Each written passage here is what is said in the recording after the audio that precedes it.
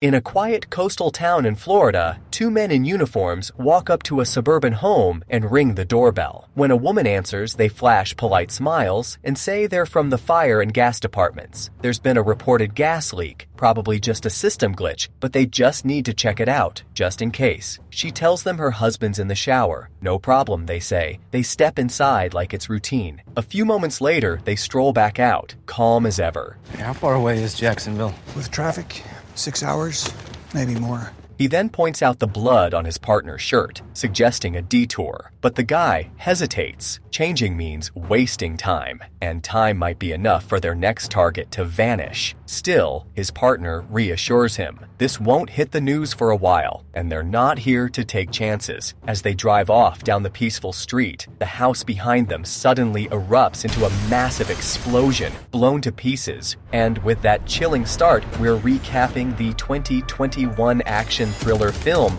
Those Who Wish Me Dead. Stick around, because things are about to get a whole lot interesting. Don't forget to like and subscribe, and let's keep going. Elsewhere, deep within the chaos of a raging forest fire, a team of smoke jumpers was seen dropping into the blaze. They moved fast, trying to control the fire and save lives, but a critical miscalculation in the wind's direction left them cornered. With no escape route, the flames closed in, and several lives were lost in the inferno. Their team leader, Hannah, was among the few who made it out, but only physically. That nightmare had already happened, and now it replayed again in her sleep. She woke up in a panic, still haunted by the guilt she couldn't shake. Meanwhile, in Jacksonville, Florida, a man named Owen, who worked as a forensic accountant, was seen making breakfast for his son, Connor. The morning seemed normal until the news broke on TV. The same house explosion from earlier was now being reported as a tragic gas accident involving a district attorney and his entire family. But Owen didn't buy the story. The man who died was not just any official, he was Owen's boss. Realizing this was no coincidence and that he might be next, Owen grabbed Connor and left immediately. As they drove, Connor grew suspicious. It was a school day, and he had a chemistry exam at 8, but Owen wasn't heading towards school. He was heading for safety. He tossed Connor's phone out of the car, visibly shaken, but firm in his belief that he had done the right thing, even if it meant running scared. The story then shifts to the vast wilderness of Montana, where a smoke jumper initiation ceremony is underway. Hannah in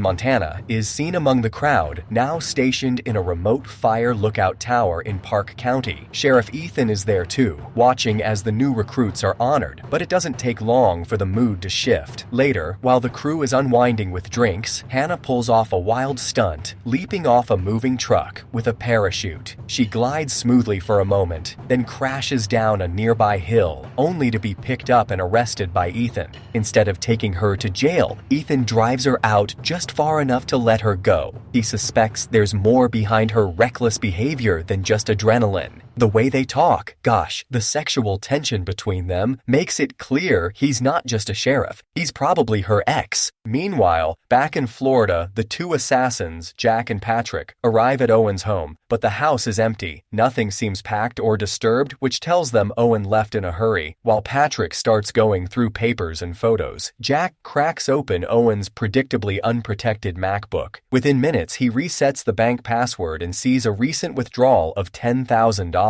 It's clear Owen's gone dark. Now they just need to figure out who he's running to. Their answer comes from a photo on the wall. Owen and Connor standing next to a man in uniform, a sheriff, and from the background, it's clear the photo was taken in Montana. While on the road, Owen finally tells Connor the truth. As a forensic accountant, his job was to find mistakes in big financial records. And recently, he found something he wasn't supposed to. Now the man he worked for is dead, and Owen knows he's next. Connor suggests going to the police, but Owen says the district attorney had police protection all the time and still didn't survive. Too many powerful people are involved, including governors and congressmen. At this point, Owen believes they can only trust people they personally know. Back in Montana, Sheriff Ethan returns home to his pregnant wife, Allison. They talk about the latest chaos and about Hannah. Allison teases him since Hannah is clearly his ex. But before long, the conversation turns serious. Owen calls, and it's revealed that he's Ethan's brother-in-law. He asks for help to keep him and Connor safe. Owen drives with Connor to a small motel where they plan to stay the night. There, Owen writes down all the secrets he uncovered and gives the letter to Connor. He tells him to never read it. Just hand it to someone trustworthy if anything ever happens. Later, Ethan meets with his chief and shares the situation. The chief says this is bigger than they can handle and advises bringing in the FBI. Meanwhile, Hannah returns to her lonely fire lookout tower. She chats with a colleague over the radio, finally letting some of her guilt come out. The forest fire from before didn't just take her teammates, it also took the lives of 3 boys. She blames herself, thinking she read the wind wrong, but her colleague tries to remind her it wasn't her fault. Soon after, a storm rolls in. Lightning flashes across the sky. Hannah tries to climb down from the tower just in time, but a bolt strikes and she falls hard to the ground, left unconscious as the sky roars above her. Owen and Connor continue driving through the countryside, unaware that Jack and Patrick are already waiting. The brothers have set up a quiet trap, scanning the license plates of every car that passes. They know Owen will come this way, they just don't know when. Further down the road, Owen and Connor spot a man fixing a flat tire. Connor suggests stopping to help, but Owen refuses without hesitation. Moments later, gunshots ring out. Patrick opens fire on their car, and Owen quickly tells Connor to duck.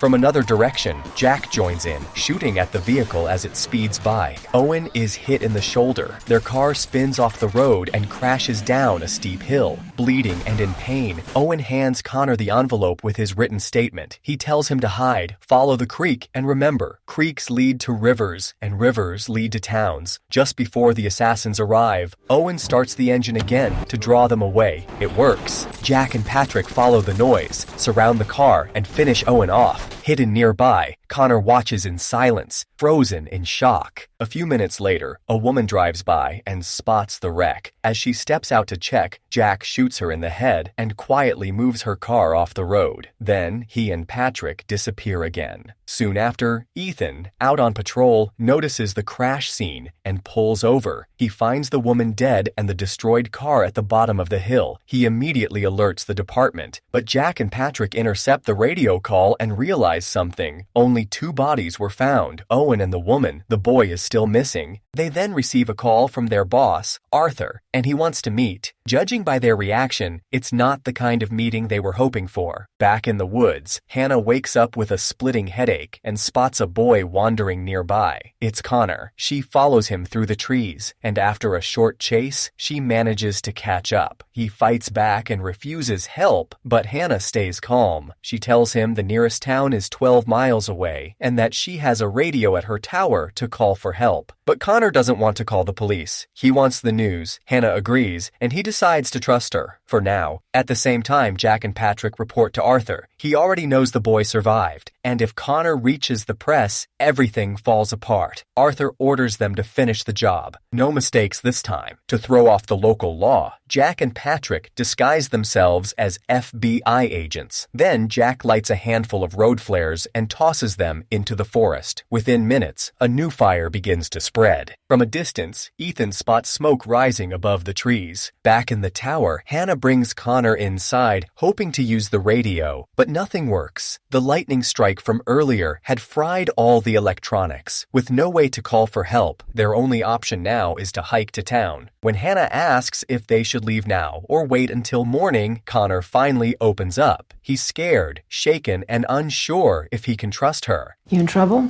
Yeah. Anyone else in trouble? Anyone we need to be looking for? Not anymore. My dad said if anything happened to him, I should find someone I can trust. Are you someone I can trust? I'm absolutely someone you can trust. Slowly, he explains what happened to him and his dad, and then hands her the envelope Owen gave him. Hannah reads the papers, and the truth hits her hard. Whatever Owen uncovered, it's serious. Without wasting another minute, she decides they'll start the hike right away. Meanwhile, Jack and Patrick arrive at Ethan's house, dressed as FBI agents. Ethan isn't home, but his wife, Allison, answers the door. She senses something is off and tries to keep them outside, but they force their way in. When Patrick realizes she's pregnant, Jack questions her harshly. She calmly says she's 6 months along with a baby girl. Jack then threatens her with a red-hot fireplace poker, demanding information about Connor. Allison lies, saying Ethan has the boy, and offers to call him. But as she speaks to Ethan over the phone, she tries slipping in a secret distress word. Jack catches it and raises his gun. Thinking fast, Allison grabs a spray can and turns the fireplace flame into a fire blast, driving the assassins back.